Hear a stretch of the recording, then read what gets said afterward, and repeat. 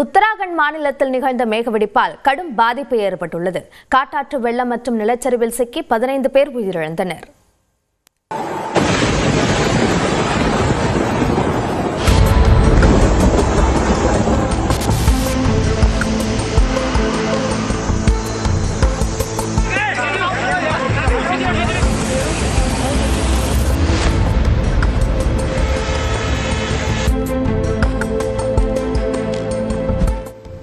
உத்தராகண்ட் மாநிலத்தில் ஏற்கனவே பலமுறை மேகவெடிப்பால் பெரும் பாதிப்புகள் ஏற்பட்ட நிலையில் நேற்று முன்தினம் இரவு டேராடூன் மலைப்பகுதிகளில் மீண்டும் மேகவெடிப்பு நிகழ்ந்தது.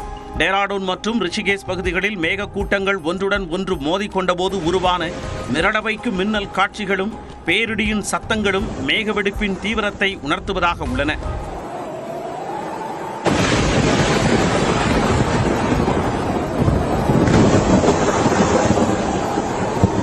மேகவெடிப்பால் டேராடூனில் அசன் ஆற்றில் பொங்கி பாய்ந்த காட்டாற்று வெள்ளம் தப்கேஸ்வர் மகாதேவ் கோவிலை மூழ்கடித்தது.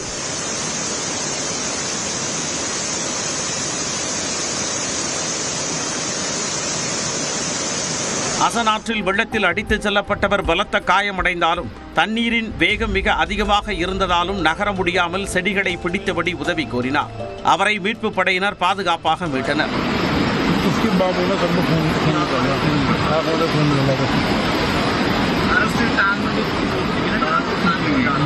டேராடூனில் உள்ள சகஸ்தர தாரா பகுதியில் காட்டாற்று வெள்ளத்தில் சிக்கி சந்தையில் இருந்த பெரும்பாலான கடைகள் சேதமடைந்தன.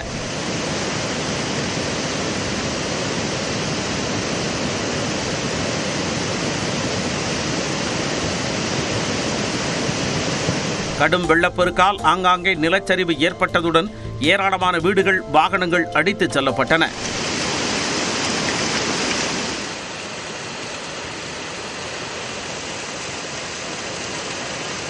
டேராடூனின் பிரேம் நகர் பகுதியில் காட்டாற்று வெள்ளத்தில் சிக்கிய நபர் மின்கம்பத்தில் ஏறி உயிர் தப்பினார்.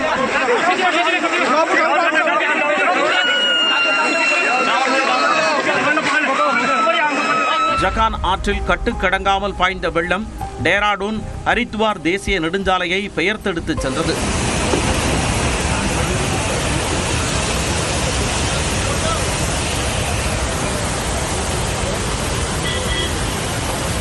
தண்ணீரில் அடித்து வரப்பட்ட செடிகளை மீட்பு படையினர் அகற்றிய நிலையில் பாலத்தின் மறுபுறம் தண்ணீர் அருவி போல பாய்ந்தோடியது.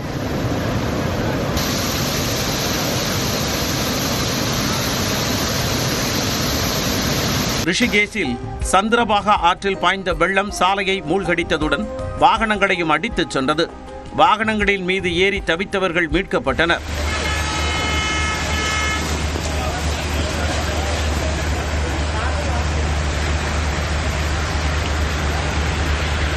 ரிஷிகேஷில் சாலைகள் ஆறு போல மாறிய நிலையில் வாகனங்கள் தத்தடித்து சென்றன.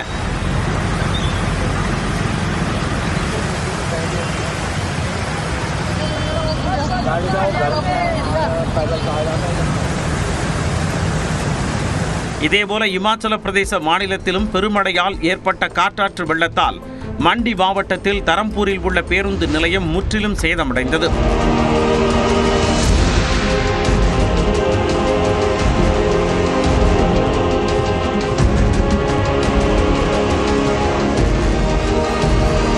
இமாச்சல பிரதேச தலைநகர் சிம்லாவில் வெள்ளத்தில் அடித்துச் செல்லப்பட்ட கார்கள் கடுமையாக சேதமடைந்து ஆங்காங்கே கிடந்தன.